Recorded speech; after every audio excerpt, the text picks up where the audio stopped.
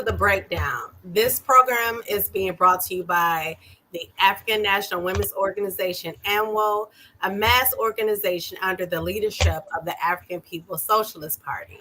The Breakdown is a monthly news, analysis, and opinion program, as well as a platform for highlighting guests who issues spotlight the international plight of colonized women fighting colonialism. My name is Coco Lewis. I am the lead coordinator of AMWO's Harriet's Daughters Book Club and Study Group and the MC for The Breakdown. I am joined today by the leadership of AMWO, President Yejide Ormila, who is also a leading member of the African People's Socialist Party. Today, we will break down the big, ugly bill that includes Medicaid cuts to Democrats' counterinsurgency against the people, expose how the African petty bourgeoisie supports colonialism, break down the Diddy case, and map out real African working class power. Before diving into today's program, let me remind you that AMWO is an anti-imperialist, anti-colonial, revolutionary African internationalist membership organization for African women who organize around the pressing local, national, and international issues that add to the special oppression of African women and femmes. Our vision is to create a world where African women have agency and are valued and protected and are the makers and shapers of a new society. If you enjoy our content, consider becoming a member. If you're an African woman, or financially support AMWO and the Annual Liberation Center, our goal is for this broadcast is to raise $250. You can donate at any point during the program by going to anwoohuru.org/donate or on Zelle at info@anwoohuru.org.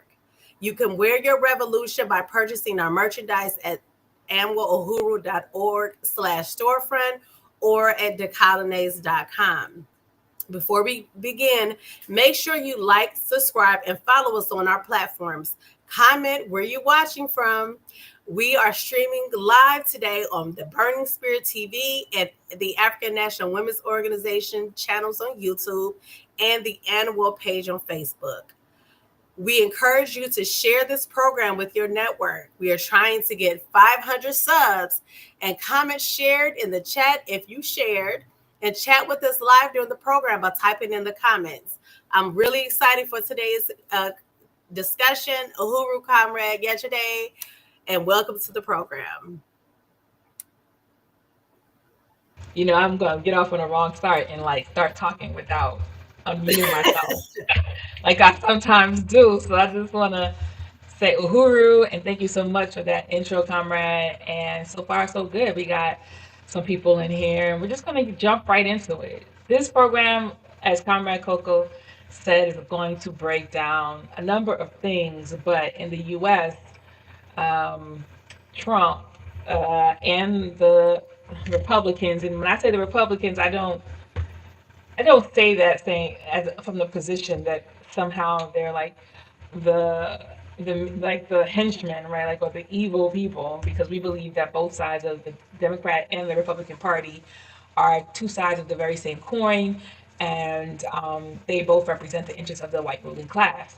But because this is a Republican strong Congress, Senate, House, all of those things, and presidency, this bill, which was introduced by a Republican and went through and passed through, almost unanimously with some obviously dissension, but came through and it did some devastating things to the U.S. economy, and some people who voted for Trump are kind of second guessing the reasons why they're voting for Trump. I think I saw a video of someone saying that, asking someone, she's like, there's an African woman, and she was walking up to somebody she met in public, and he was wearing a MAGA hat, and she's just like, I'm always curious, when somebody wears a MAGA hat, why did you vote for him? And she did it very non-threateningly, and he was just mentioning some things about why he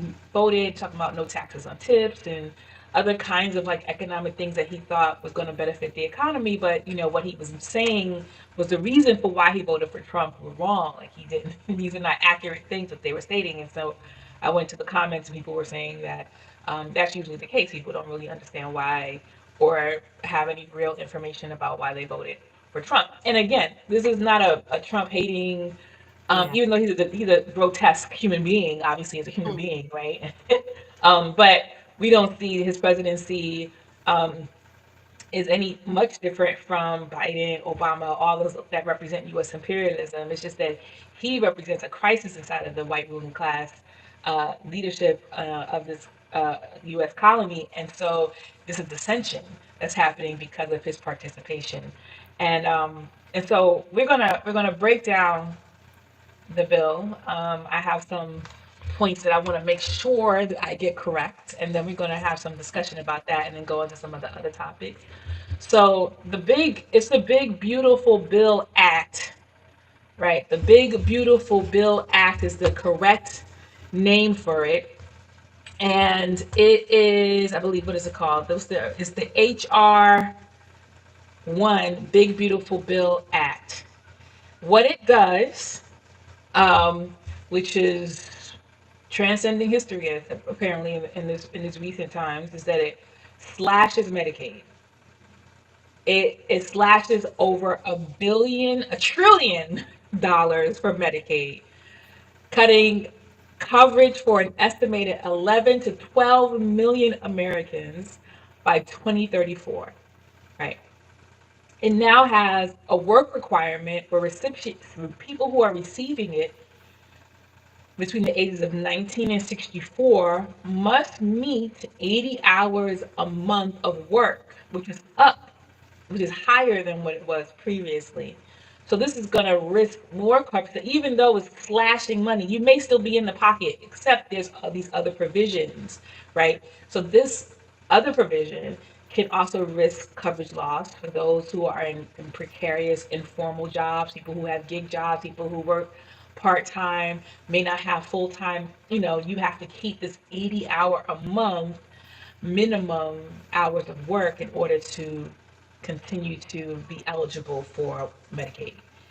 And then there's a longer waiting period for green card holders, or people who are in the precarious position of being coming citizens holding a green card, which is a valid U.S. document for when you're applying for citizenship. Um, you have to wait 5 years, and you have shorter retroactive coverage, and it hurts legal immigrants accessing Medicaid. People who are legally, because part of the rhetoric here in the United States is that illegal immigrants, and they're getting rid of all the illegals, but people who are legally going through the process of becoming U.S. citizens, this is also going to hurt them. And then there's higher cost sharing, where up to $35 per service fee for those who are at 100 or 138%, and then of paying for Medicaid, and then adding financial strain to already stretched budget. So your $35 service fee when you go to any doctor is $35, right? And then there's tightened eligibility. So it expands work mandates for ages 18 to 64.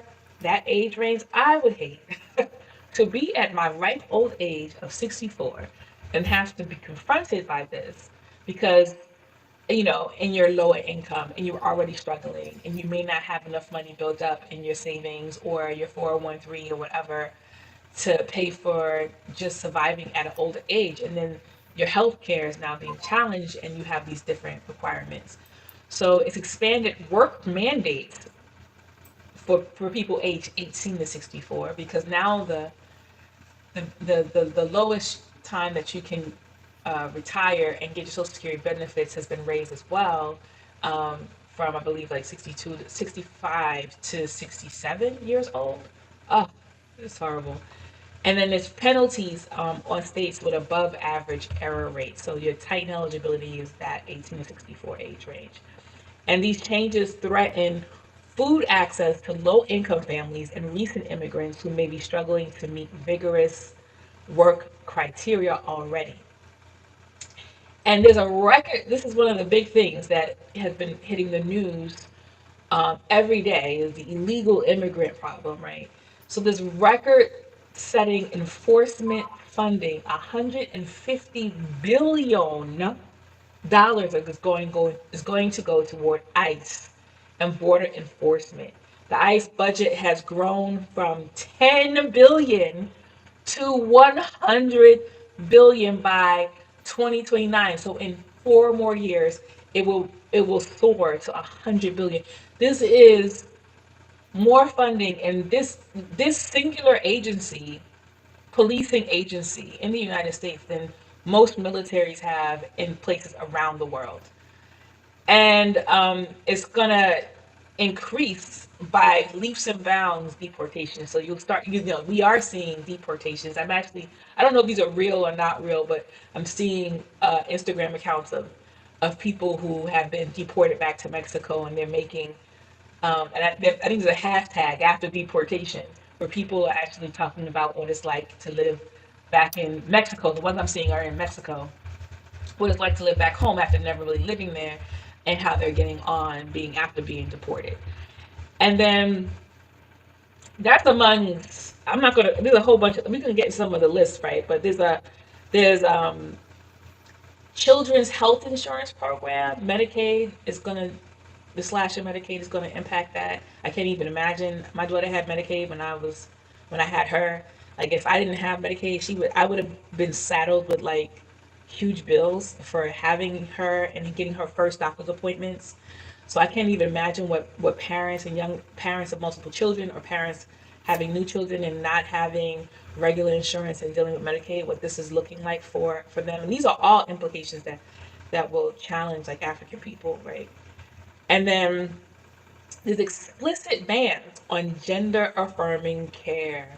So Medicaid and CHIP, which is Children's Health Insurance Program, will not cover trans youth and adults.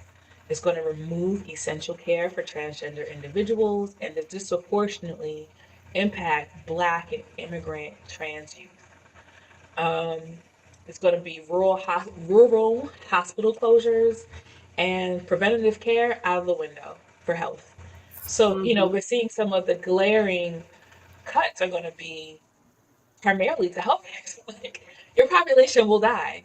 Like this is a unalive governance, right? That's happening right now. I mean, it's always been unaliving people because it's colonialism, but we clearly seeing that this split in the colonial ruling class government is showing itself as a crisis, deepening of the crisis of imperialism.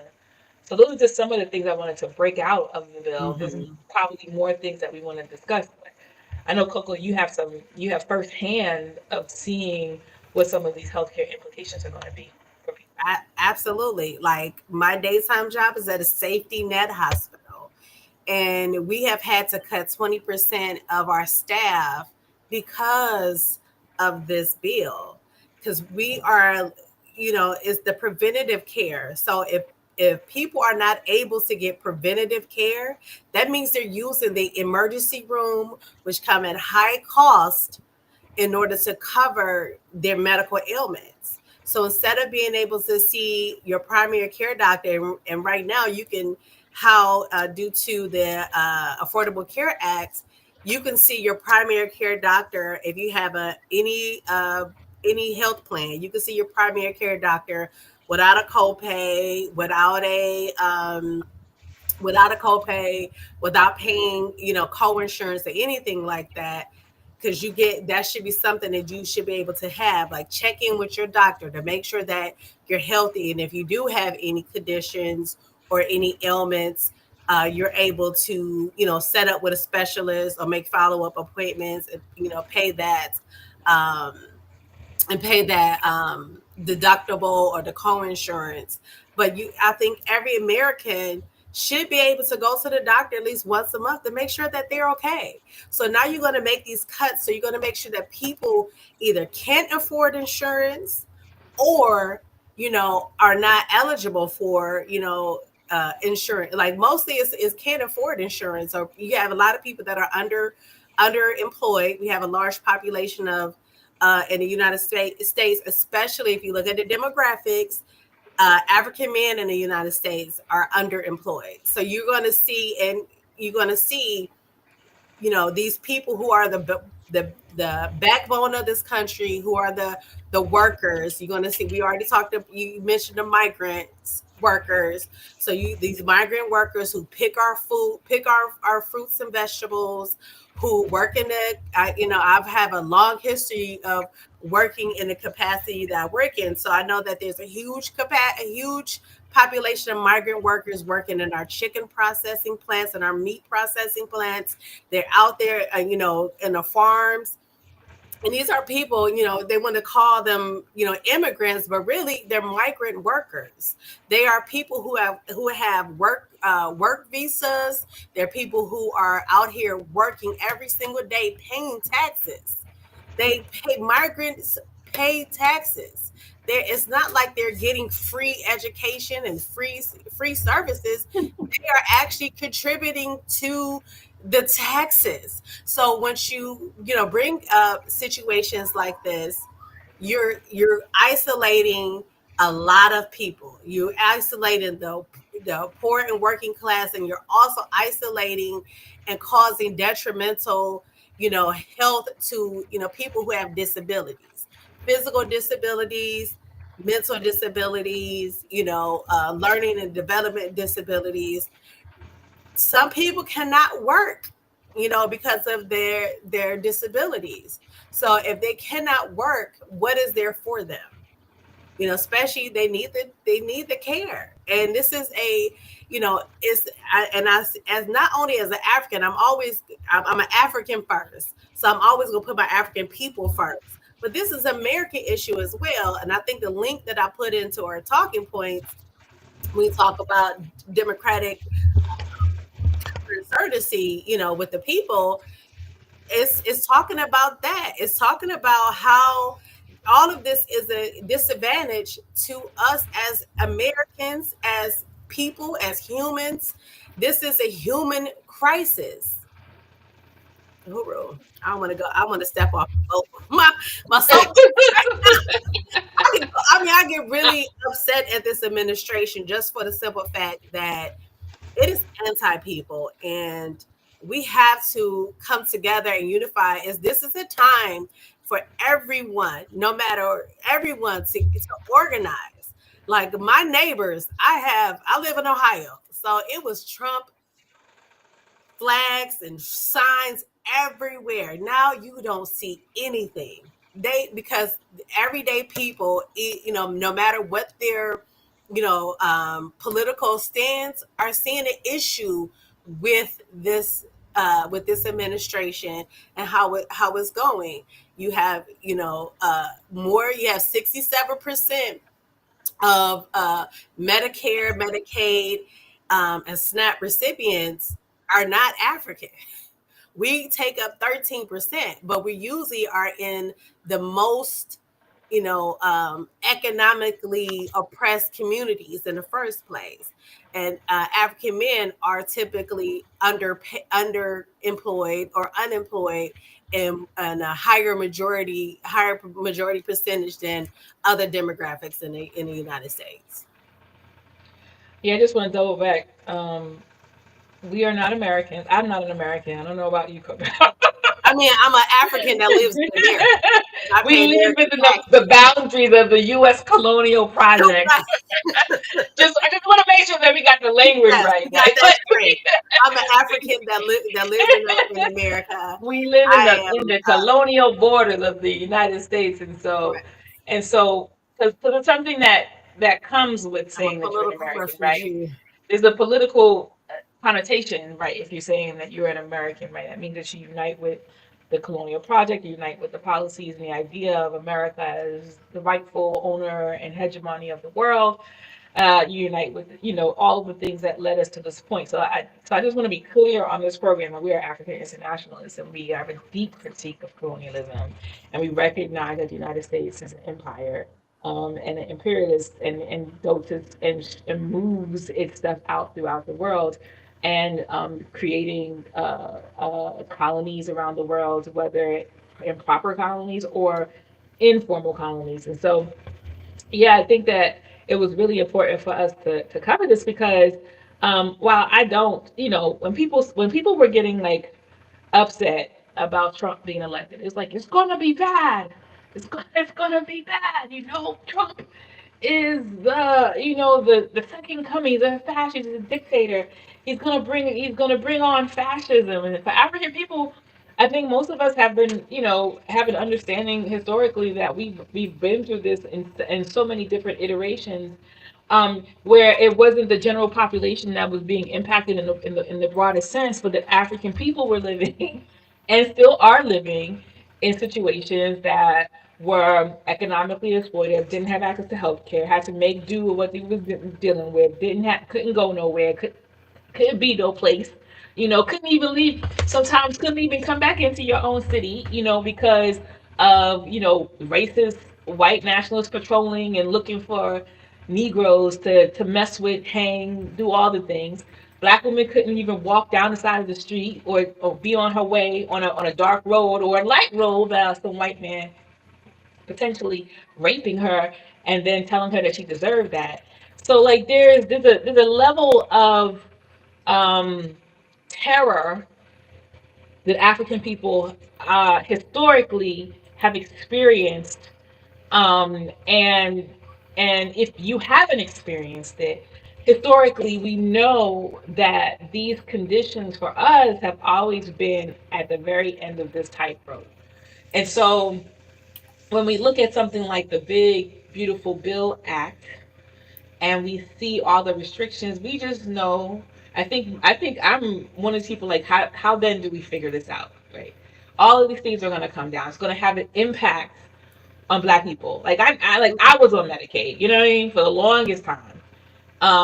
I was low income. I had a daughter. I was working some little menial ass jobs. I was on a little bit of welfare. That welfare was not enough, so I had to get off of it.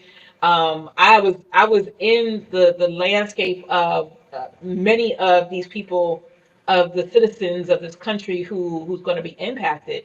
So without these sort of fail safes, then you have to start looking at what's available. So I'm sure that there are hospitals and clinics who are Mhm. probably also working with communities that they serve to figure out how best to serve their community. If they're not, then that's something the things that we need to look at, right? Because if we don't do that, there's going to be so many people who are dealing with health preventive, like they can't even do preventative stuff. Preventative stuff is Right. going to cost you money. Like even if you just need to go just get a checkup, or you need a vaccine, or I don't do vaccines, but if you need a vaccine, like you go do that. You know what I'm saying? Like Mhm. if you need to go to the doctor to go get your gynecologist stuff, and because you got some pain and you need to know if you got endometriosis or you got cervical cancer. These are the types of things that can deeply impact African people, in particular because some of the health discrepancies that we often report about, in terms of African people suffering from these things higher, like higher blood pressure, diabetes, heart disease, cervical cancer. What's the one for men? Prostate Prostate cancer. cancer, all these things, like these Mhm. early screenings, breast cancer, all these early screenings.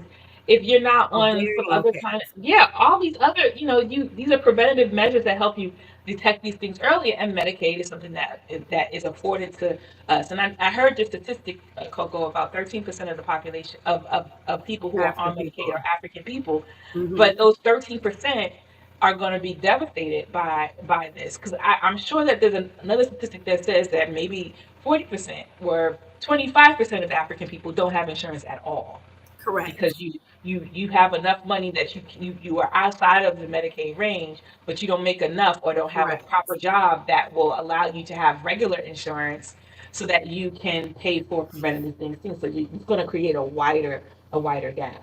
Yeah, absolutely. I definitely agree with that. And also, I would say, even though yesterday and I had our kids in like totally different times of society and age phases, I'm an older mom.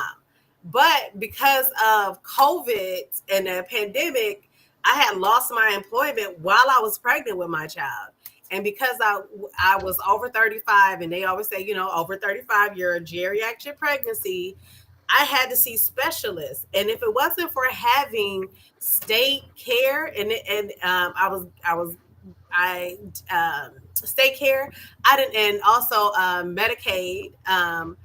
I was able to like have my child in a way that I didn't. I'm not settled down with medical debt. I'm already settled down with student loan debt, and we could talk about that as well Hit, when it hit, comes hit, to the changes that this administration hit, is hit. making. Talk about that. Throw that in there. Go ahead. Talk about it. Put it in there. I mean, we I could. mean, these cuts are crazy. Like they are at a disadvantage with, of all people, but definitely African people, especially if you're a millennial and you went to, like, when I was coming up, you were taught that education was the only way that you was going to have a successful life. Schools wasn't teaching entrepreneurship like they typically do now, or encouraging you to have businesses. It was you either went to prison or you went to college when I was growing up, or you had a whole bunch of babies and you end up being care on benefits, state benefits. Mhm. So I went the college route, and because I grew up in what would be considered middle class. I mean, we was the slums of the middle class, but we was considered middle class.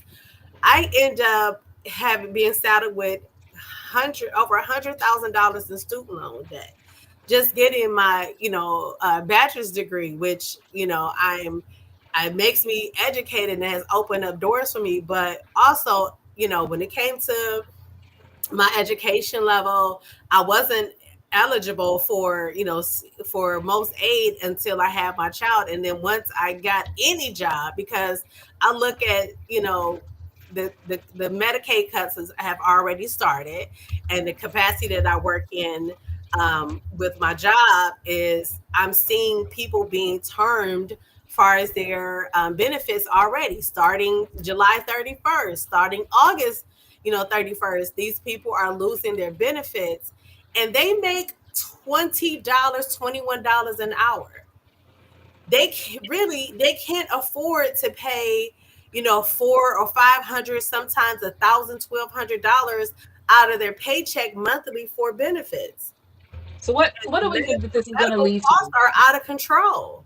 What do we think this is going to lead to? And then how then do people need to start thinking in terms of our response, right? So what I believe African people need to do, I mean, we need to organize, and we actually need to like refine. We need to get back to and I talked about this revolving the apartment fire to not apartment fire is the project is the projects here.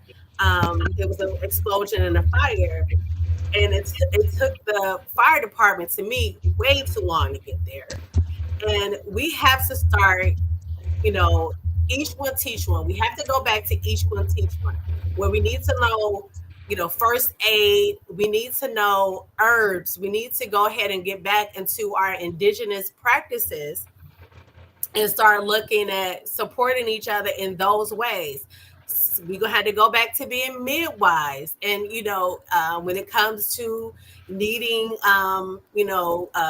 abortions, or to terminate pregnancies due to medical conditions, we're going to have to go back to those old ways of handling these things, because if we don't, we're not going to make it. Right now, the ban on abortion, if you have a tubular pregnancy, that can take your life. They don't care. You seen the woman in Georgia who they kept her alive, her body alive, until it started to decay, and they had to take the baby. And that's because we don't have agency. We have to fight this system and overturn it. At the same time, which this is our some African internationalists, theory of dual and contending powers. We have to do it. We have to tear down the system as it is right now, and we also have to build within our communities and become. I mean, we have the expertise. There's African engineers, there's African doctors, there's African nurses, we have the expertise. We're in the spaces, but now we have to go ahead and approach it in a non-traditional way. I'm really There- into non-traditional educational research right now. there's something to be said about organization, and one can be disillusioned when you're an individual and you don't have community that's thinking through how to solve these problems, right? But in the Uhuru movement, we have so many organizations. We have so many organizations, right? But it allows us And to focus. yeah, it allows us to start coming together and saying, okay, this is what's going to be impacting African working class people. Okay, then what can we do? What sort of thing can we start to implement through collective organizing to mitigate some of the harm that colonialism is causing to our people. So when the COVID was a pandemic and everybody was being impacted by that, Comrades in the All African People's Education and Defense Fund, the All African People's Development and Empowerment Project, which is focused on agriculture, healthcare, and education, they rallied and started organizing doctors who were going to do telehealth.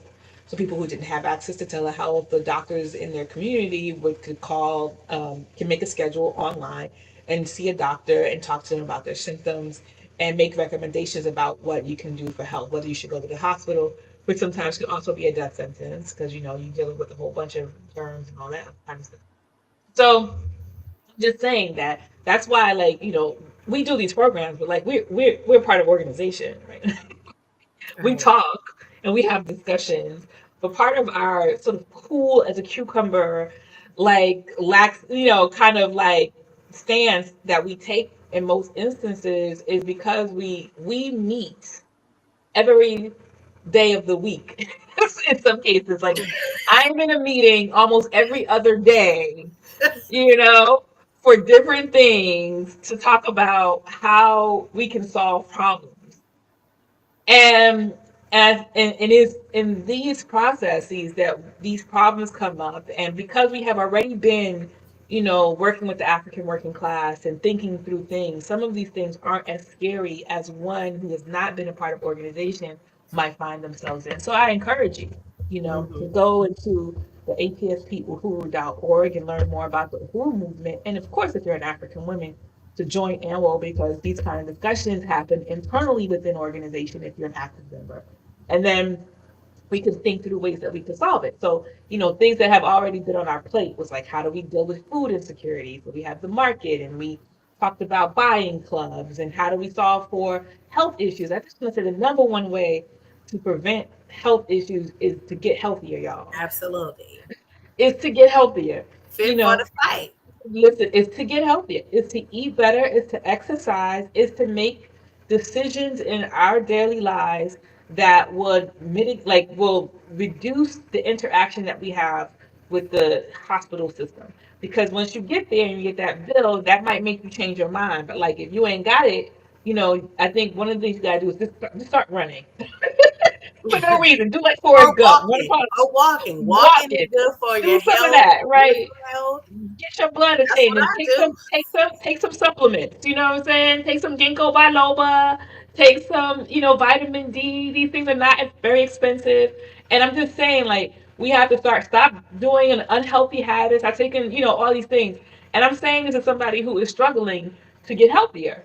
And but like, and I have insurance, but I don't want to be in there in a late stage of anything. So I think part of the way that we start to think about how do we solve these problems is by coming together as organization, but also taking some personal responsibility and making sure that we don't come into um, connection with the state at any given point, especially when it comes down to our lives. We don't want it. We don't want Mhm. that to be hanging in the balance, right? But there was some opposition from the when the big beautiful bill. There was some stalwarting that was happening when the thing was up for a vote. We had Democrats in the House saying, we're not going to put our vote through until we read through the whole thing. There was a lot of like performative sort of like opposition to this bill. And I just want to we just want to bring out the Democratic Party in their performative opposition because some of you may be I don't know if some of you are, but some of you who may look at this later or on this here right now, you may be affiliated, and you might have said, "Damn, I should have voted for Biden or I should have voted for the Democrats." And maybe that might, as opposed to joining a revolutionary organization that's charting out a new world, that doesn't have to do any of this stuff, you might still have one toe, one pinky toe in the democratic process. But it was performative. Let's talk about why it was performative, the opposition that was made by the Democrat. It was a strong rhetoric, but there was weak resistance, right? They labeled the bill, Democrats labeled the bill extreme and devastating, especially in regards to the Medicaid and SNAP and all the gender affirming care, things that was going to happen to that. But they didn't have any major counter legislation. They didn't organize their base.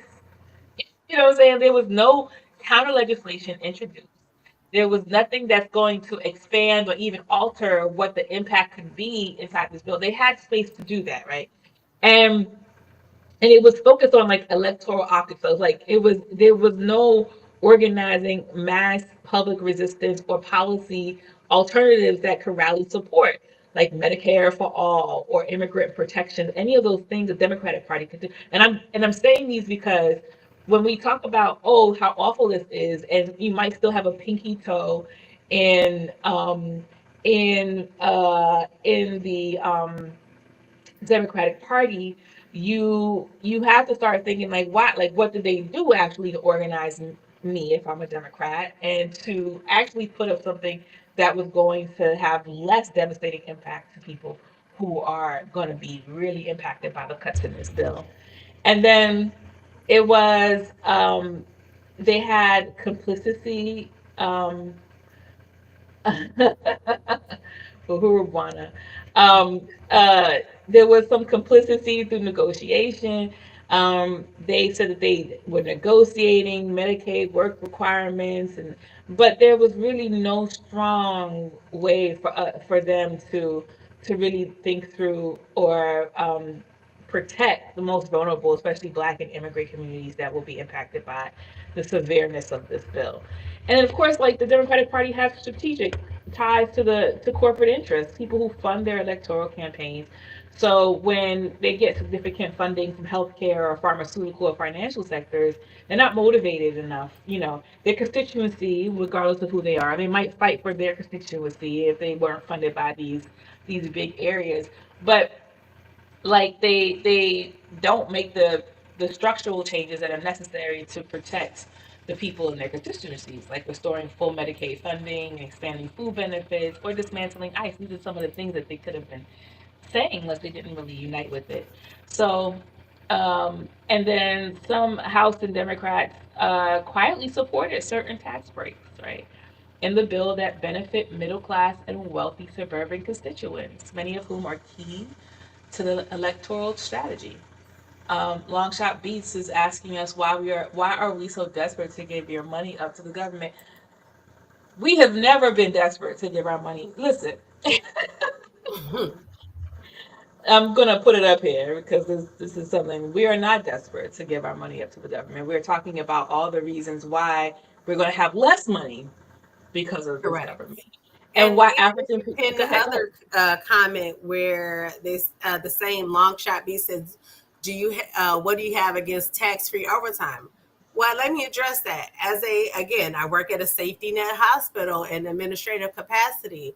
We have been on a overtime freeze for about 3 months now, with the anticipation of this bill. Then the bill passed, and so we are now on a overtime freeze and a hiring freeze and cutting back, because so it doesn't matter if I have the same amount of work due, but the organization I work for, which directly services the community, is not able to even offer overtime at all.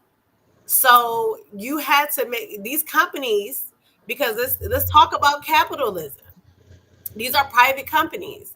If their employees can only work so much, and then who wants to be an overworking employee? How much is my health, mental health, my physical health, and my time worth?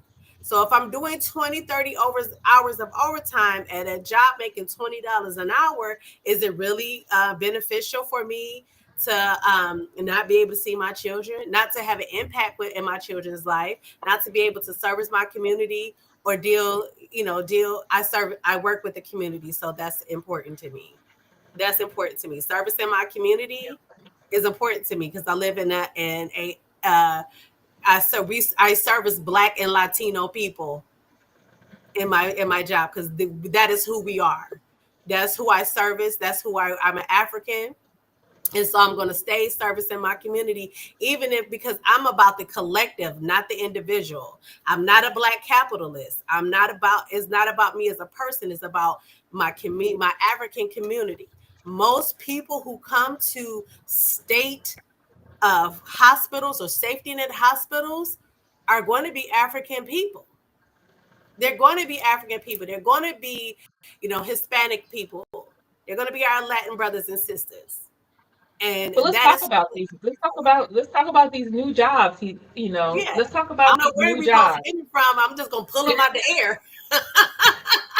I'm pulling these jobs out the air. It These sounds companies like don't it want to sounds like pay you got for jobs education. about. You These got companies jobs don't. about, oh, job here, jobs there, jobs everywhere. Like, so if one job don't work out, you think the next one's gonna be some Correct. fly thing in the air. Like you're gonna get all these new amazing things at this. It's the same It's the everywhere. Like same. it's the same or Because different now the versions of the companies are same. going to have to pay for insurance that they previously didn't have to pay for because these people would fell underneath a certain economic level. So, your people who work 20, they get paid $21 or less an hour were eligible for Medicaid or Medicaid so that the organization, even the private organizations didn't have to pay. Or better yet, you have these small businesses who have 50 or less people, so they're not obligated to provide benefits, and their employees are not eligible for Medicaid, so they're going to lose companies. You're talking about it's such a colonialism is such a trickle down effect. It is a wave. It's not just okay, get a new job. Well, I have to find a new job, and now you having companies having to cut back so that you have the talent pool being even harder and more competitive to get into. And like you say, I'm a communist. Yes, I believe that everybody should have what they need. Everybody should have what they need: housing, food, clothes, education.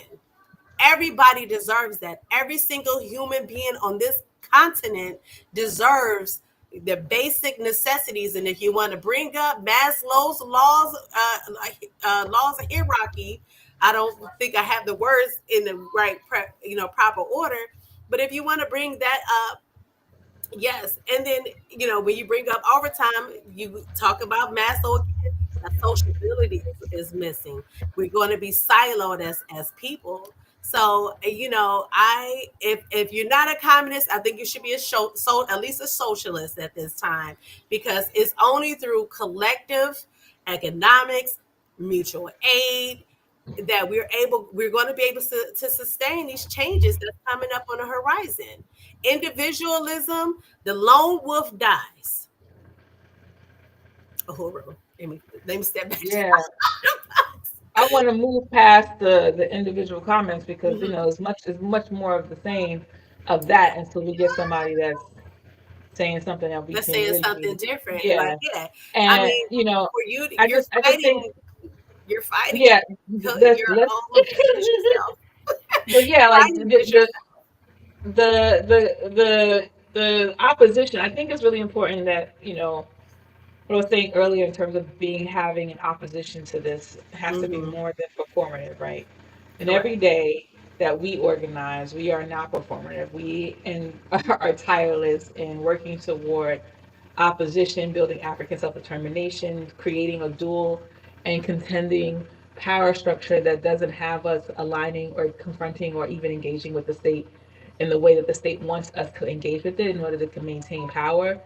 And the Democratic Party, which for very so long has been one of the institutions that says it represents the interests of Black people primarily, and go really hard to get those Black votes in every major presidential election. And they failed, their constituency who believed in them because they could have done things like held national, nationwide town halls to expose the bill's impact and organize around those things, publicly endorsed grassroots campaigns, did some procedural blockades or amendments or delay or even gut the bill, and has some visible political alternatives grounded in self-determination and economic justice. But the Democratic Party, like we said time and time again, over and over and over, are just the other side of the coin. When it came down to it, these Democrats also voted yes for the bill because maybe they felt like they were pushed into it. I don't know what happens up there. I'm sure there's pressure. But like when you're talking about a government that's really for the people, like really wants to ensure that the people are protected and that people don't have to deal with some of the negative impacts of a bill like this, um, then we start to see the way that they move differently. And Mm-hmm. you would think some of the African black petty bourgeois petites, some of y'all call it the Petit misleadership bourgeois. class. We call it the African petty dude, the black petty boo. Petite is small. Boo is short for bourgeoisie. We're gonna break down this word. Mm-hmm. And then there's a verb of people who call it the black misleadership class, right? And A black so capitalist. they mostly call it the black misleadership class as a way to represent the African middle class working people who who time and time again unite with their oppressor as a way to stake their claim and make moves. And some of those people were people like Eric Adams out of New York and Cory, what's the Oh other man, brother's name? Booker, What's Cory Ray Booker? Booker. Yeah, just some of these, and there's some other black people too who are on the hill and made dissensions, but also did some performative stuff as well. And the reason why that you didn't see more from these individuals because people think that once you elect a black official that they're supposed to do something for you, even though you made no real demands of them. Um, that these people would do things like protect the interests of black people, because we tend to think like that. But, you know, I'm going to eke out Eric Adams because he's been in the news most Mm-hmm. recently. And he's not in Congress, but he has a constituency in New York City, which is one of the most diverse cities in the United States.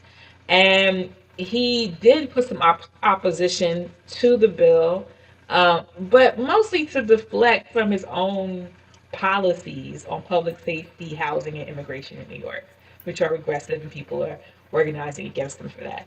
And he could point to like the federal overreach and budget cuts, but he was also still advancing pro-police, anti-immigrant narrative in New York, and he's calling, immigrants there a burden. I mean, this is I don't know if y'all ever looked at movies and histories. A place called Ellis Island. Even though Africans didn't come to Ellis Island, but there's a place called Ellis Island, and that's in New York City. That's where all the immigrants came to, the white people. That's where all the European immigrants slather through. And so New York City is an immigrant city. this is Right. this is like it's like littered with From the seeds beginning, though. For the from all beginning. over the place, right? And the Africans made our way there. By hook or crook, we were even enslaved there. When we come up from Jamaica, them people that they go right to Brooklyn. You know what I Mm-hmm. mean? Like, because that's where we got immigrant communities that can support our cultural identity, and we can also integrate into mainstream, culture and stuff like that. But like, this is an immigrant city. So to be a mayor of this immigrant city and then have and like in calling immigrants burdens, that's wild stuff. Like that's really the wild stuff. And this is a man whose constituency is primarily immigrants. And so and then he also benefited from like the increase in law enforcement funding, which of course he's for, pro police, pro ICE, pro getting rid of immigrants as a burden in his city. And so he's gonna get some of that ICE money. um Mm-hmm. so he used the And the chaos. ICE, Yeah. Go ahead, ICE is Margaret. hiring y'all. Girl, I'll be ICE putting it is out hiring. there. They have what, a $45,000 sign on bonus, and it starts at $100,000 to be a villain to your Hmm. own people. You're to be a villain to your own people. and when you make sure that people are not, or you make sure that people are unemployed, you're going to turn around and have these people like is using working class and poverty people to uh, oppress another oppressed demographic and other oppressed communities. So I mean that's why I bring up the whole idea of black capitalists, because I read a lot of books related to I read a lot of books in general, but I read a lot of books for Harriet's Daughters Book Club, and just one that I just so happened and I rushed through it was not for us to read in Harriet's Daughters, but just to even discuss this was Black Capitalist is a book that talks about black capitalists, and I've been writing notes and everything, and we have to look at how black capitalists are used to exploit other people. If you are call yourself a capitalist, your power, your economics, to me there should be no billionaires. Once you get to 999 million, every dollar over that, I mean, we can say even more, every dollar of that should go back into the people, because if you're a billionaire, you are more than just the 1%. You are like the 0.003% who are exploiting every single person and demographic underneath you. Like, we have to I don't want to be exploitive to anybody else. I want us all to be free. I want us all to have autonomy and agency, and being able decide who we want to be, instead of going into these um professions where you go, I see a lot of kids going into professions where they make money versus professions where they're passionate about, or that we need culturally, or that we need in the community wise, or that we need for progress, you know. All right, Bawana, hit me up. Join the Harriet's plug. Join the Harriet's Daughters Club. study group and book club every month. Make what happen in your city. Yeah, like it's really important that we have these discussions too, because Mhm. um oftentimes we say down with capitalism, we still say that. It's often Yeah. and real, right? Like, but the reality of organizing within the colonial project is real. Like, you have to solve some of these and mitigate some of these harms. Um, and what we've come to, like, even though I have insurance, I wanted to point this out. Even though we have insurance where I work, insurance is expensive. Just for somebody to cover insurance for the employees, it is half of the total budget of the entire organization. Mhm. Or It's more. ex- it's expensive. And we got under 50 employees. You see what I'm saying? And it's half the budget. So, like, for an employer to offer this insurance to the employees, I mean, I'm for the workers, so, like, do it because you should, right? You gotta, if you want workers, you should care about their health, and so you have to make decisions about offering health care, and if you don't, that worker has the right to leave and try to find something that offers health care. But it's expensive. I recognize that. And so what we have to do is, I'm gonna be a broken record here. Is, I know Buana was saying something earlier on. She's like, being healthy is not easy. It's not, y'all. It's a struggle It's every not. day, especially when the cheap food is is bad for you, and you find it hard. You got 5 jobs that you got to work. You ain't got no time to be like, I need to eat this right. You got to eat what you got in front of you. So I Mhm. get it. That's, it could be a certain kind of um, petty bourgeois sort of analysis to, like, to think that everybody has time to be healthy. But I think when we're talking Time and about, resources. I think time and resource. I think when we're talking about the day and age, you got to find the time now.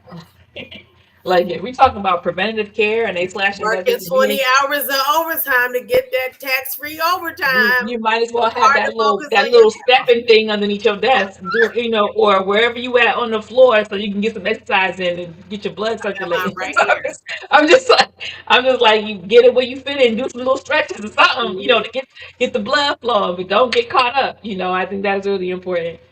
So let's switch a little bit, and then we're gonna go into some announcements, and then we're gonna do some questions and answers. So we're gonna, questions and answers. If you got comments and stuff, put it in the chat, things like that.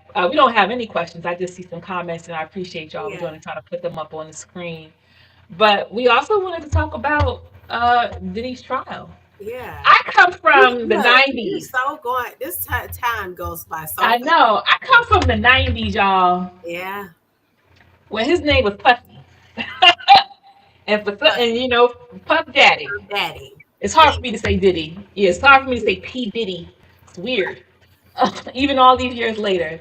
Um, But we want to talk about the Puffy trial, right? Like, so what had happened in the Puffy trial? We want to break that down, and then what does that mean? Like, why are we even talking about that on the breakdown, right? Like, there's a number of reasons why we're talking about the Puffy trial. I mean, he represents the African petty bourgeoisie, people who are exploitative, who had make all this money and use it to be wild out here in these streets. Exploit African workers who come to him with their ideas and their music, and he takes a cut and holds you to it and takes all the money from your work and your labor, your ideas. So he's that, right? He represents that. He also is somebody who has been shown to be very violent toward African women or women in general, right? Mm-hmm. Exploitative. So when you see somebody who's exploitative in one area of life, they're not like nice in the other. It's Correct. usually not the way it works. And usually exploitative, violent in all aspects of their life. So in business, he was a monster, and in um, in his personal life, a monster, things like that. And then, of course, they're saying that some of the other things that he's I get in there. doing were related to like taxes and RICO trafficking, business sort of charges associated with him. So let's break it down.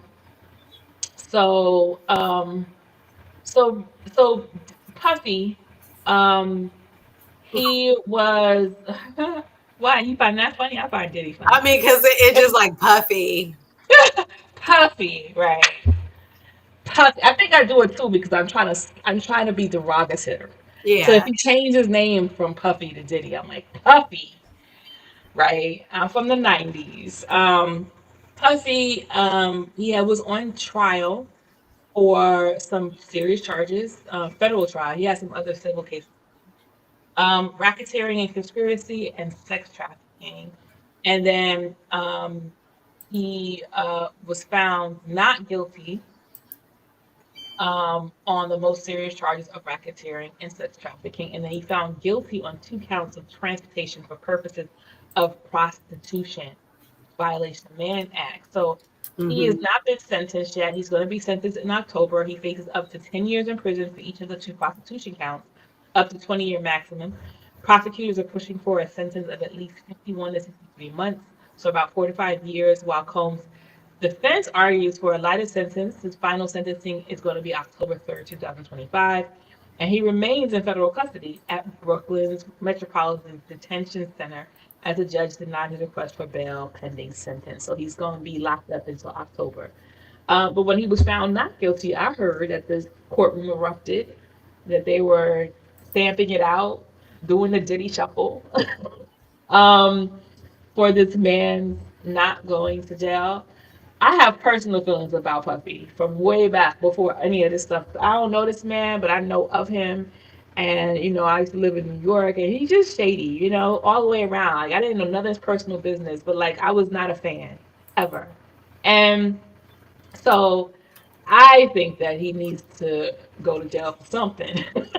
And I Mm. don't even, and I think it's like African internationalist jail, right? Like he's in gross violation. There's red flags everywhere. This man needs to be locked up because he's a problem. And he was allowed to be a problem. Why? Because of the capitalist system. He has been thriving in a system that allows him to be vicious toward women, to be exploitative toward workers, to get as much money and make as much, be oppressive toward people that he's around. And so these are the things that he's been allowed to get away with for a very long time. And people will say that because he is a black man and he's following, there's a trend against attacking or calling black men who are in prominent positions rapists and all these other kind of things to get them out the way. So on trend with Bill Cosby, on trend with what was the other one? There was Yeah. another person. But but anyway, there was, there's And more people. recently, Tyler Perry. Yeah, my daughter called me and told me about this thing. That sounds wild, but okay. And I'm not, I just think that I'm a dialectician. And what that means, for those of you who don't understand what that means, is I'm like a scientist. I like to look at situations and scenarios, and I kind of come through with some logic, like how it, some things are illogical, but then, like, you make some determinations about how things could be and things like that based on what you know and what you come to understand about the world. And some things you can believe, and some things I can't believe. Like some things I can't believe, some things you can't believe. But for the Diddy Puffy, Sean Combs trial, you know, I don't think there's any love lost here. Like he's gonna face something. I don't think that he's gonna go to jail. How about you? I don't think on federal charges. I I don't do think he's think gonna he's see going to any. go to jail only Okay. because I believe that is the nature of African people being involved into the judicial system in the first place. Mhm. Mhm. And so that regardless of wealth and status and class, your we live in a racially biased society, especially systemically with the judicial system. So I do believe that he's going to go to jail. He's going to get some time. The judge that he has want him to get 20 years. The judge wants him to get 5 years for each one of the charges. I mean, I just to me, you know, I've been doing analysis with this in order to get prepared for this.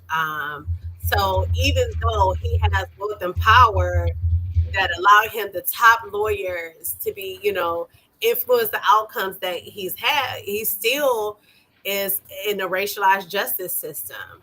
But Mhm. this also speaks a lot for our community.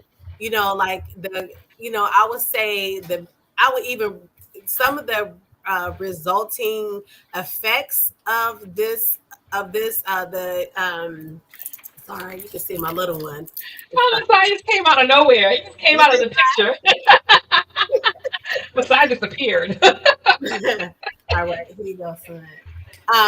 One of the things that came out of this is the the increase in misogyny and Mhm. how this is almost within our community.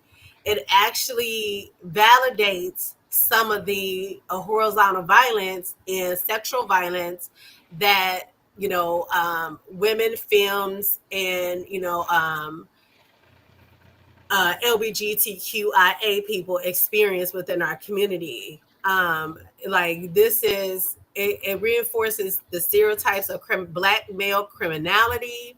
It reinforces, that we are all sexual deviants. If you go back to, one of our first when I came into Harriet's Daughters, we did the Mammy Jezebel and was it Sapphire?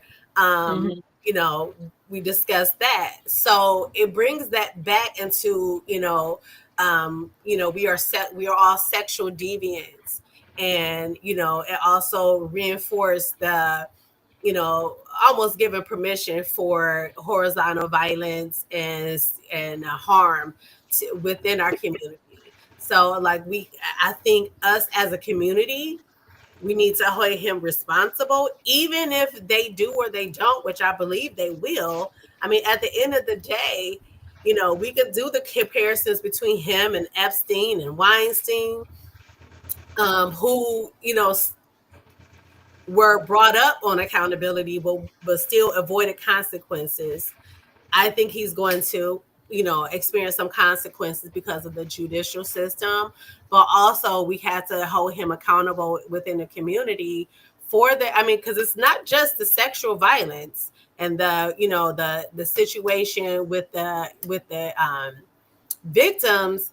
It's also like he did manipulative things to other black men, blowing up cars, preventing opportunities for people, even using in that sexual deviant ways that is very individualistic. He's a black capitalist, so everything is very individual with him. He doesn't have, to me, he's not a collective person in his business practices, or was able to elevate people in a collective way, or elevate the community in a elevated way. I think he's going to go to jail, but we also need to hold him accountable as well. Wanna, I'm like so sad right now. Like, listen, I don't I would begin say, I to. mean, go ahead, yesterday. I just want to be able to say this, right? Because there's some sort of like victim blaming, like I mean, there's an argument, right? The argument is that women accepted whatever they were able to get from him and stayed, even though they're now saying that they were harmed by him. We saw the Two video. things, two things can be True. true at the At the same. same They time. got something, but they were harmed by him. Like these two things can happen in the same scope. So like a person can be a sex trafficked on the street or in your hair salon doing your hair Hmm.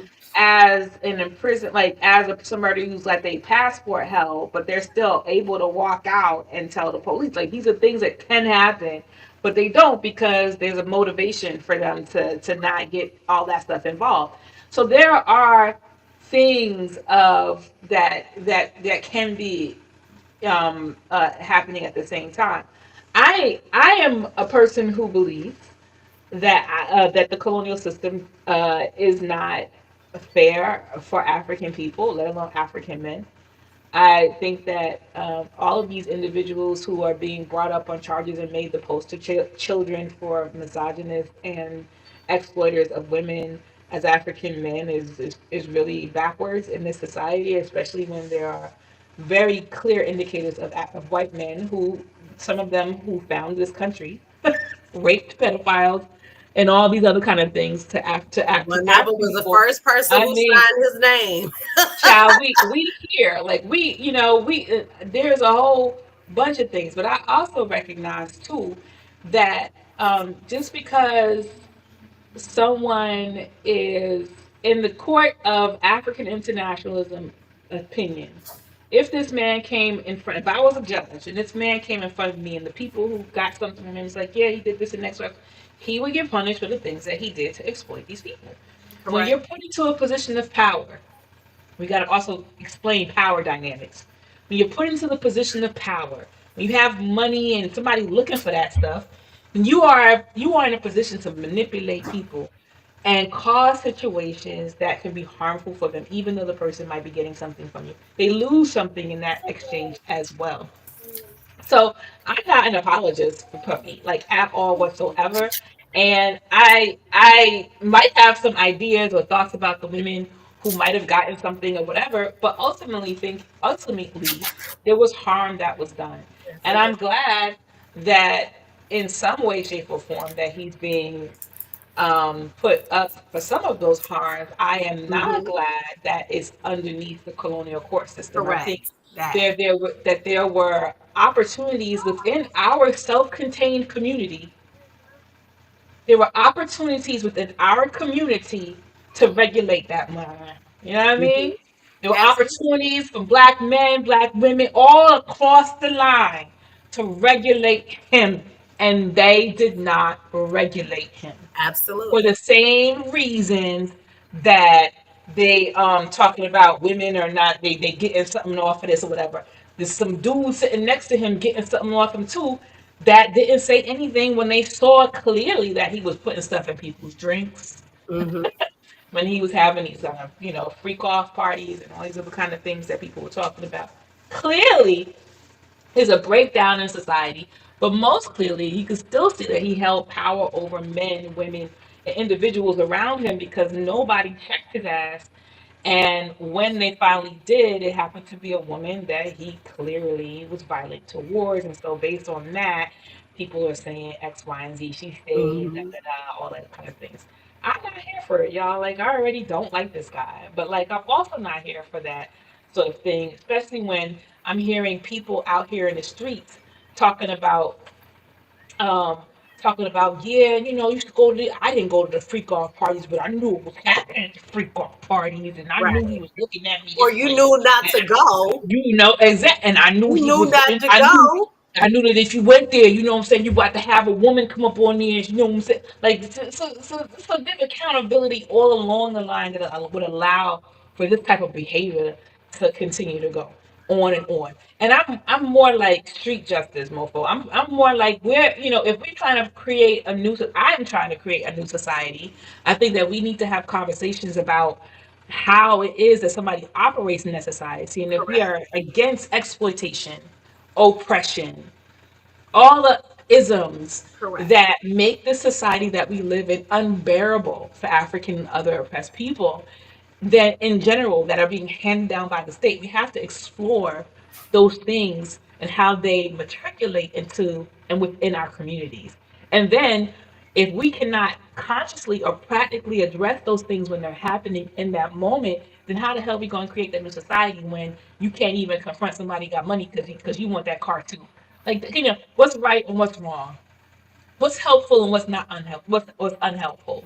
Are you going to say something because you think that she deserves it, whatever she getting because she taking money, or do you want to create a situation where she ain't got to take that money, where she got everything she needs, so that she ain't got to be in a situation where she trading sex for or her body or whatever it is for a penthouse. You know what I mean? Like, these are the things that we got to look at within our community and amongst each other and ask each other, like, are we about validating oppression? Are we about validating exploitation? I'm not, in any way, shape, or form. I'm not going to allow it, y'all. I'm not allowing it here or anywhere else. Um, so with that, I'm gonna go to my comrade Coco so she can go into the announcements, All right. Then and we then can we do can some. go into some more questions, Yeah. and maybe we can highlight some other comments. Uhuru. Uhuru. Let me go ahead and bring this up right here.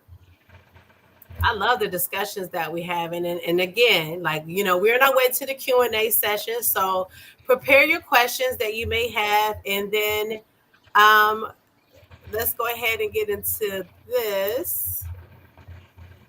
So, and I just want to remind everybody, before closing out, we have some important announcements, but we want to open Annual Liberation Center. And I got a slide for that, but we want to have the mecca of African women in a revolutionary, working in revolutionary, to have internationally, to have somewhere where we can come, we can have dual and continued powers in the form of daycares and meeting spaces and baby shower spaces without it being in a capitalist driven way where we're trying to profit. We there's nothing wrong with having event spaces if you're trying to raise economic development for you and your family, but what we don't want to have it be oppressive. So if you are African woman and you're inspired or motivated by what we're talking about today, we call on African women worldwide. We are a worldwide organization to join the African National Women's Organization. We are the only anti-colonial, anti-imperialist, revolutionary organization for African women. And we have members in Africa, Europe, Latin America, and all around the United States. AMWO is lead on the everyday issues concerning African women. We're not just on the internet. We're on the ground in our communities, organizing for African liberation. San Diego, DC, New York, Cleveland, Ohio, where I am, we are on the ground. So join the International Collective of African Women, building the revolutionary capacity of African women. To learn more about our membership or to join, visit anwohuru.org/join. And going back to the Annual Liberation Center, this is our building. You see it right there, the future Annual headquarters. The Annual is an organization. We are an organization of the poor and working class. So we need support to establish an international mecca for African women. We're calling on members, followers, viewers, or anyone else that unites with establishing a working class embassy, a hub for community empowerment, and a testament to the resilience of African people. Don't wait until this program ends. Pledge your support now. Put it in the chat if you're going to donate. Also consider becoming a sustaining donor. If you don't, if you want to have a big donation, but you may not have it, we do have monthly donor levels starting just $5 a month, and we welcome every single dollar. Every dollar helps us buy a nail, a drywall, flooring, plumbing. We're going into the second phase. We need $30,000 in order to get the next steps of the building. We've already have a roof that sustained the St. Louis tornado. Okay, so donate at any time during this program or not. Visit anwohuru.org/donate. Also, if you are in the St. Louis area and you could donate your skills, please reach out to us at info@anwohuru.org. I feel ashamed. I don't have an annual shirt on right now, but I have two in my cart right now. So wear your politics with Annual. Annual shop features t-shirts, sweatshirts, travel mugs, hoodies, and even socks. So put it on. Also, consider becoming a decolonizer. Don't consider, just do it. We call on we call our distributors and our customers of Decolonase Hair and Body decolonizers.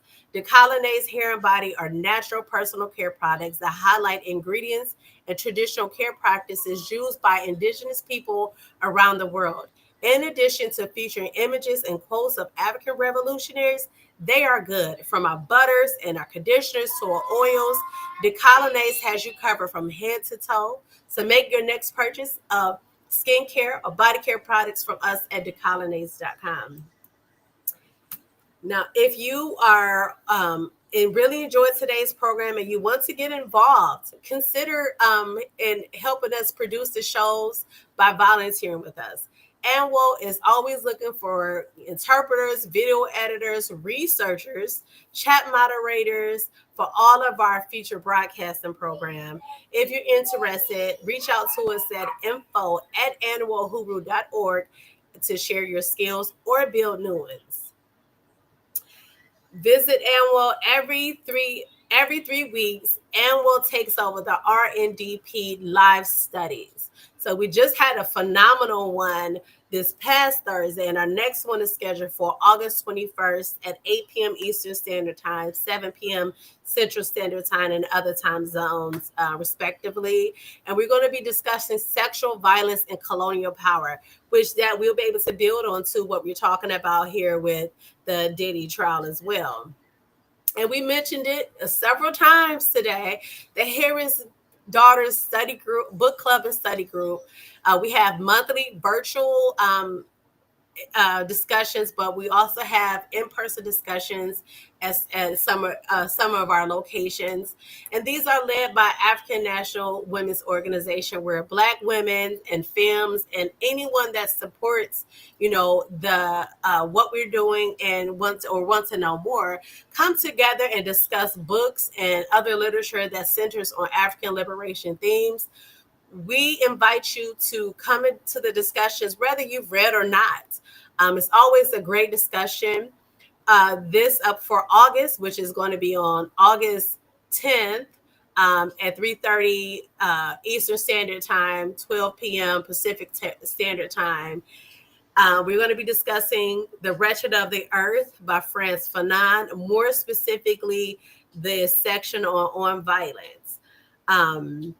So it definitely come, and you can register at annualuhuru.org/events. And also visit annualuhuru.org events to stay up to date on all of our upcoming international, national, regional, and even local events and programs. Uhuru.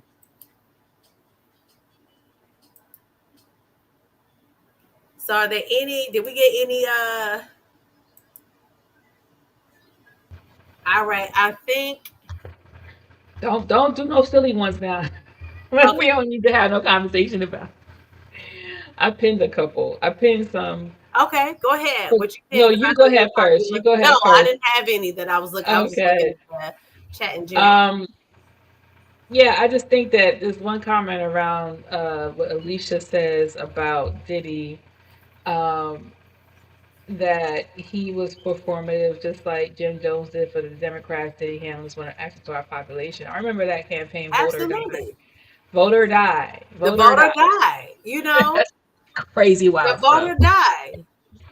But he Yeah, didn't that have was that same smoke he didn't have that same smoke in the last election, and the election, in the Obama election. He hasn't had that that was same the smoke. Obama election. That was the It was first the time first Obama was. one, not the Yeah, that was the second first one. one.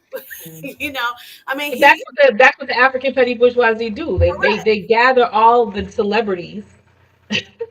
They have phone trees, and they have all these. They rally the black folk, get us all hyped up, pumped up for, to be surrounding the Democrats, and then the Democrats don't do nothing. Even when we were talking about earlier about this big beautiful bill act where the Democratic Party, which always comes for the black people, um, where they were supposed to, they didn't do it. They didn't have no real opposition to this thing. They didn't create no avenues for people to really be educated and have any strategies to really amount the masses of people to fight the things they did not like about the bill. Some people argue that there are some good things in there, which may be, but we've highlighted some of the horrible things that is going to have a sweeping effect on the African community. And but the things that are going to have a devastating effect, the Democratic Party didn't do anything to mitigate those harms at all whatsoever. Um, I'm sorry, I got the hiccups all of a sudden now. Um, but yeah, I think that was one of them, and um, I think that we still got some leftovers from the ADOS discussion we had last week. So I'm seeing some of these comments that are really giving me. I don't even want to bring that back up. There's going to be a talk about tethers and ADOS. Let's just do a shout out Yes, to our sister court organization on Monday. I ain't got yes. the promo, but I forget the name. Like the One Africa It's Worldview Heather's, yeah, podcast is gonna be, so all you all tethers and ADOS people, whatever, yes. go join that podcast on Monday And at rewatch 5 p.m. ours. Yeah, we watch ours, but like the Rewatch 5 p.m. ours so you be Eastern, prepared. right here on the Burning Spear TV channel on YouTube. We're also broadcasting on Annual YouTube. I want to reiterate for those of you who are watching on Annual, if you're not watching on Annual, sometimes we do not broadcast on the Burning Spear channel. You should Mhm. definitely go on over to Annual YouTube. Help us get to 500 subscribers. We are trying to get there for a number of reasons, which will help us monetize and help us with our fundraising efforts. Yes. But go on over to Annual Uhuru, the African National Women's Organization YouTube, and subscribe to that channel. We do shorts and we put out some other information that doesn't always come on the Burning Spear channel. So if you're watching us on Burning Spear, go on over to Antelope. And then, um, but there are, just in terms of this conversation, I mean, I'm ready to wind it down. Like I Yeah. think I'll be overcharged to a certain degree. I think fundamentally the thing we want to give people, reason why we want to break this down is because there was so much around it. Mhm. There's so many fallouts. I think the thing for me as a person who is aging, what I like, I already said that I do not want to, girl, I do not want to be, put it on silent. I want to, I don't, It's my tomato I do garden. not want to be working until I'm in my 60s. I'm actively trying to figure out how not to do that. But to have a retirement age where you get your full benefits at 67 years old is wild-ish to me. And so many people don't even make it that far. I So many mean, people don't make it that far. We are, I you will mean, be, especially when you're talking about the changes that are being made to public health, you're going to see a lot more people not make it to retirement age. That means they're literally are going to be worked to death. yeah. They're never going to be able to enjoy their retirement or their retirement savings or they're never going to be able to enjoy themselves. Most people start working around the age, working class and poor people start working around 14 years old and don't stop working until they're 65 or 70 or dead. And where do you think those funds go into? You invest into these mutual funds, these retirement accounts, and they go to the CEOs. They go to, these people that's in the C-suite, which, those people, they do their work. I look forward to the African Revolution. Me too. That's what it comes down to. What it comes down I feel to, like we in the let's get times. free. I look forward to the African Let's Revolution. get free. You think I look I forward to love that, what I y'all. do, but you think I want to do that? No, I want to stay at home and clothes and cook bread, I want to do what I do in for my my people. garden. I'm so done with this. I am. I'm done. And more and more, what's coming up for me is the fact that like there will be a real life on the ground struggle that will be happening. And where Mhm. will your like are you going to be on the side of the white ruling class, which would be the African petty bourgeoisie? Will you be like out here fighting the immigrants if you're an African person? Or you be like, yo, like are you gonna be like, let's create a new world where we don't even have to even consider this. Right. Let's talk about organizing for our own self-determination, amassing our resources, having control over the means of production, putting people in power that represent the interests of our people. I mean, these are things that we have to start like discerning right now Mhm. and organizing for right now. But it's hard to even think about that future when people are making these horrible decisions around who they're going to support. What African petty bourgeois person deserves a slap on their wrist is of course the other one, or which one deserves to be in power, and the other. Yeah. I'm being a black cat, like So like I'm just like part of these shows, like all of these shows, is political education. It's about opening up discussion and talking about Critical new ways thought. of thinking. Yeah, and being out here for our people. And I'm Mhm. just, I'm ready for the African Revolution. I don't care nothing about these C-suite people. I want them to Nope. like humble down to the goddamn ground. Like I don't care nothing about none of this stuff. Like for real. Like I work because I gotta pay bills underneath Correct. capitalism, but like I don't unite with capitalism. Like I need all of my efforts, all of my time, I need all of my labor to go toward the building of an African liberated Africa under the leadership of African working class people, and for us to use our resources. Like I want all my efforts to be used that for the last days of my life. So my social security will be the fact that Africa is free. My social security will mean that all of the resources that are currently being taken out of the continent of Africa and out of African communities around the world can Correct. then now be used for us. And then because we are have control over the resources, we're going to create the kind of social security, Right. the real social security that's going to take care of our people. But like I ain't got time for this like I'm not gonna be six. I'm gonna be 64 and free, girl. I'm trying. I'm gonna be 64 in a free and No, liberated Africa. I promise you. Like I I'm gonna be remember 60. I'm gonna graduating be from in the college. bushes. I said I was going to retire at 45, yo. Child, I'm gonna be in the bushes Not in of this. I'm gonna be in the bushes with my little, AR for like I don't care. Like it's either get free or die trying, bitch. Like Correct. that's the way. Like we're gonna be 64 and free because to live a life of this over, like to imagine the people who have lived to see 100 years old and they're still African people and they're still experiencing this. Ugh, Right. child, get free or die trying. That's how we gonna end this show I was today. just watching.